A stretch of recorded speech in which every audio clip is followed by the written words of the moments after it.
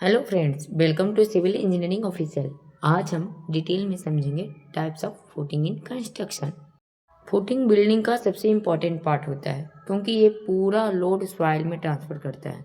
अगर फुटिंग का सही डिजाइन ना हुआ ना तो बिल्डिंग में सेटलमेंट या क्रैक आ सकते हैं। फाउंडेशन क्या होता है? फाउंडेशन जो होता है लोड डिस्ट्रीब्यूशन करता है, सेटलमेंट को कम करता है, स्ट्रक्चर को सब स्टेबल रखता है। यह बीम, कॉलम, वाल सबका लोड को ट्रांसफ़र करता है ग्राउंड में। अब हम जानेंगे फाउंडेशन कितने प्रकार के होते हैं। फाउंडेशन जो होते हैं दो प्रकार के, पहला सैलो फाउंडेशन, दूसरा डीप फाउंडेशन। सैलो फाउंडेशन भी होते हैं 5 प्रकार के, isolated, wall footing, combine, cantilever, raft या मैट। और डीप फाउंडेशन दो तरह के, पाइल और पियर फाउंडेशन होता है।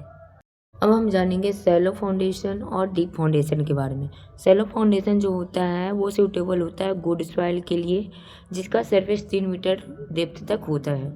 जो डीप फाउंडेशन होता है ये होता है बेरिंग स्ट्रेटा के लिए, और ये बहुत लंबे डिस्टेंस के लिए होता है। इसका जो सैलो फाउंडेशन है तो इसका यूज़ होता है लो राइज बिल्डिंग के लिए, और डीप फाउंडेशन का राइज बिल्डिंग के लिए। एक एक करके सारे टाइप्स ऑफ फाउंडेशन के बारे में जानेंगे, जैसे isolated, rap, mat.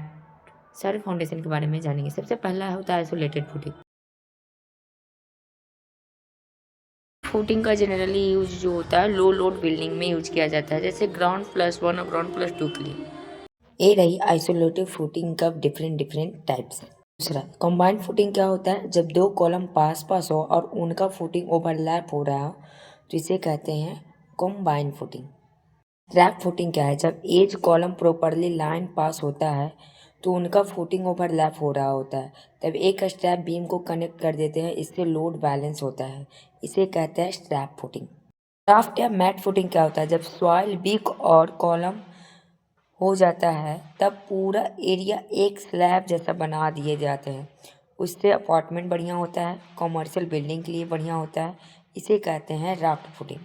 Types of deep footing, जिसमें पहला होता है पाइल फुटिंग। पाइल फुटिंग जो होता है इसे डीप स्ट्रॉन्ग तरीके से ट्रांसफर लोड को ट्रांसफ़र करने के लिए यूज किया जाता है। इस टाइप के फुटिंग का यूज हाई बिल्डिंग में और ब्रिजेज में किया जाता है।